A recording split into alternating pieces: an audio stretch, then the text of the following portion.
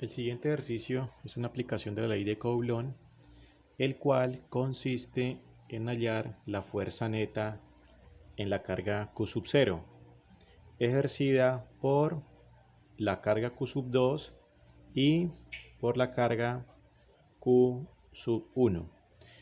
El ejercicio inicialmente dice que la carga 1 está en el origen del plano cartesiano, la carga 2 está en el punto 0,2 o 2 centímetros en el eje positivo de X y la carga Q sub 0 está en el punto 2,3.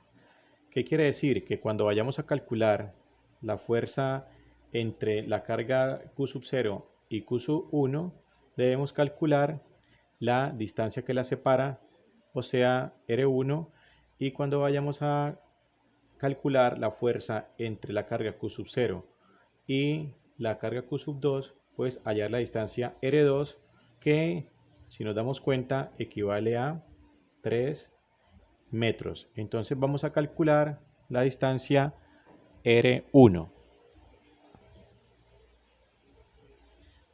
R1 la calculamos utilizando el teorema de Pitágoras, porque si observamos aquí este triángulo, R1 vendría siendo la hipotenusa del triángulo rectángulo con un ángulo recto acá. Entonces, R1 sería igual a ¿qué? A la raíz de 2 al cuadrado más 3 al cuadrado. 4 más 9 igual a la raíz de 13. Estamos hablando en el sistema internacional de metros. Entonces, la raíz de 13 igual a 3,6 metros. Por ley de Coulomb vamos a calcular la fuerza entre la carga Q sub 0 y Q sub 1. Aquí tenemos la fórmula de la ley de Coulomb. Simplemente reemplazamos por la constante electrostática el valor de cada una de las cargas sobre la distancia que las separa elevada al cuadrado. Al hacer este cálculo nos da 0,4 newton. Recordemos que las cargas están en micro Coulomb y recordemos que el prefijo micro es del orden de 10 a la menos 6. Entonces acá 20 por 10 a la menos 6, aquí 29 por 10 a la menos 6, acá igual 20 por 10 a la menos 6 y acá menos 16 por 10 a la menos 6 Coulomb. Entonces, al hacer este cálculo, obtenemos que la fuerza entre la carga Q sub 0 y la carga Q sub 1 es de 0,4 newton y al calcular la fuerza entre la carga Q sub 0 y Q sub 2 equivale a 0,32 newtons.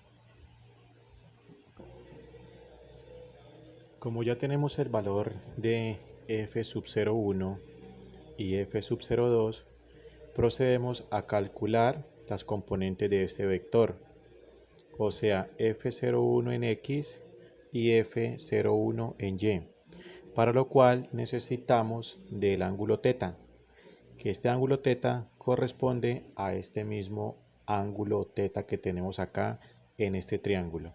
Entonces, por trigonometría vamos a calcular el valor de ese ángulo θ. Tenemos que tangente de θ es el cateto opuesto, este valor que corresponde a 3, sobre el cateto adyacente, que sería 2. Estas son las condiciones iniciales del ejercicio. Al despejar el ángulo tenemos que θ es igual a tangente a la menos 1 de 3 medios, lo que quiere decir que el ángulo θ vale 56,3 grados. Con ese valor del ángulo, entonces calculamos F sub 0,1 en X, que es F sub 0,1 por el coseno de θ, o sea 0,4 newton por coseno de 56,3 y me da 0,22 newton. De la misma manera calculamos F01 en Y, que sería F01 por el seno de θ, es decir 0,4 newton por el seno de 56,3 y obtenemos 0,33 newton.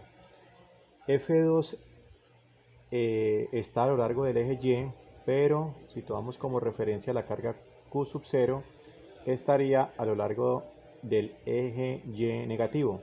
Por eso acá le colocamos el signo menos.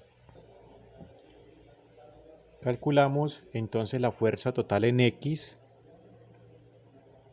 que sería la componente F sub 0,1X porque no tenemos más componentes en X, o sea 0,22 newton.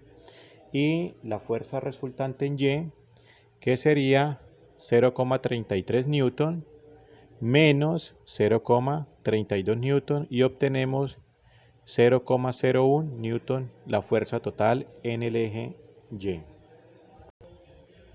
Ubicamos el vector resultante en X, 0,22 newton, el vector resultante en Y, 0,02 newton, y por el teorema de Pitágoras calculamos la fuerza total.